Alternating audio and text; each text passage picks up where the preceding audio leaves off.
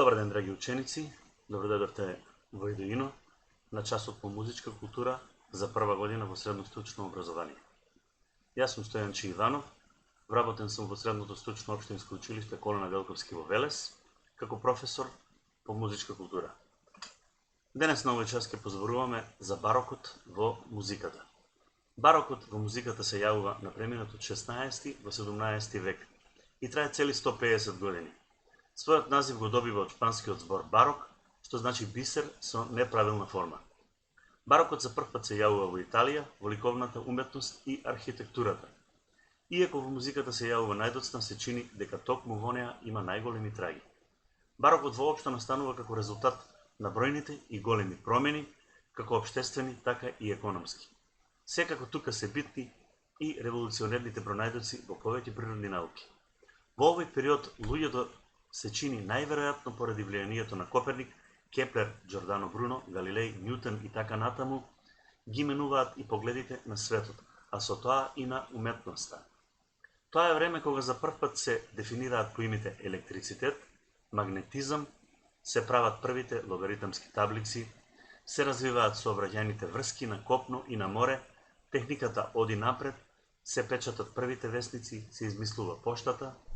Луѓето сега едноставно се пренасочуваат и се водат од Бејконовата мисла: знаењето е моќ.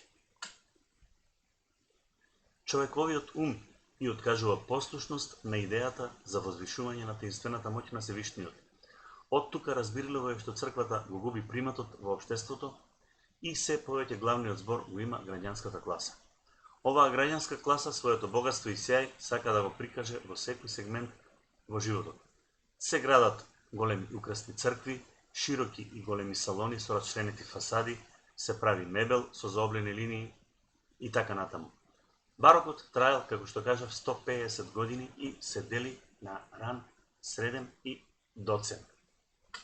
Овдека, драги ученици, имаме една табела каде што е поделен барокот на ран, среден и доцен. Од прилика, поделбата е на 3 дела, секој дел трае по 150 години. Тука се и представниците на раниот барок, на средниот и на доцниот.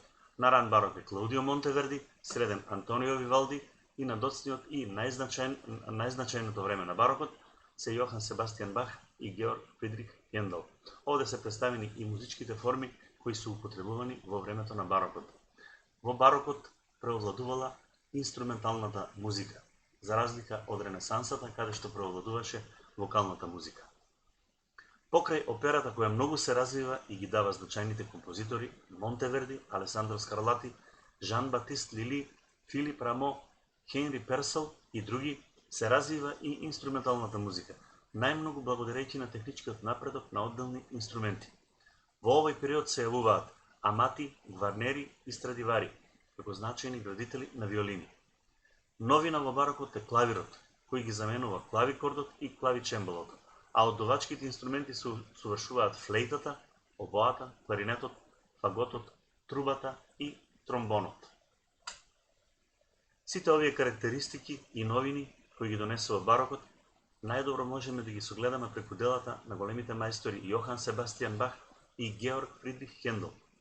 За нив Риеман рекол дека се како две големи реки што извираат близу една до друга, од ист врв. Течат во спротивни правци и се влеваат во две меѓусебно оддалечени мориња. Оваа изјава на Риеман не е сосема точна, бидејќи овие извонредни музички имиња, иако се представници на ист период во музиката, сепак се многу различни. Хендел е човек од раскошните аристократски салони, патник по европските културни центри, композитор на оперски дела и организатор на представи, безкомпромисен борец за својата уметност. Наспроти него, Бах е мирен граѓанин, органист и композитор кој создава за потребите на средината, човек посветен на својата фамилија, задлабочен во својот внатрешен духовен свет. Додека Хендел шетал по европските метрополи, Бах засекогаш останал во Германија. Музиката на Хендел е јака, брилијантна и свечена, а музиката на Бах е интимна, внатрешна и смирена. Во продолжение ќе прозбориме малку за инструментите кои се употребувани во времето на барокот. Во времето на барокот инструменталната музика се ослободува од доминацијата на вокалната, во што најголем придонес извршил техничкиот развиток на годачките инструменти и инструментите со клавиатура. За развитокот на годачките инструменти најзначаен е италијанскиот град Кремона, во кој живееле големи градители на годачките инструменти. Тука се издвојуваат Николо Амати, Джузепе Гварнери и најзначајниот Антонио Страдивари. Од другите инструменти се издвојуваат лаутата, клавичембалото и оргулите. Најпрво да проговориме за лаута. Лаута историски е најзначаен представник од фамилијата жичани инструменти.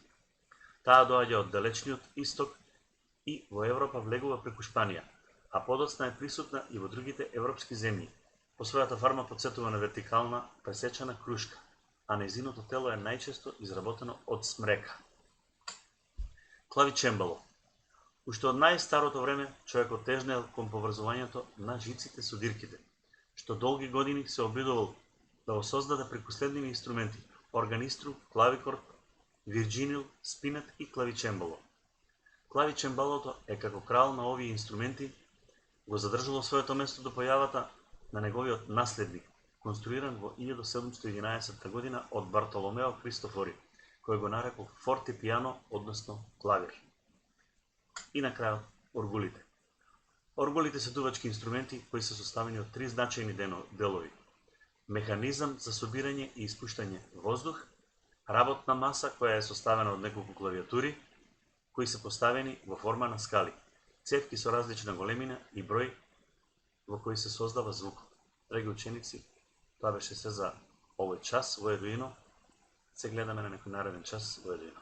До гледање.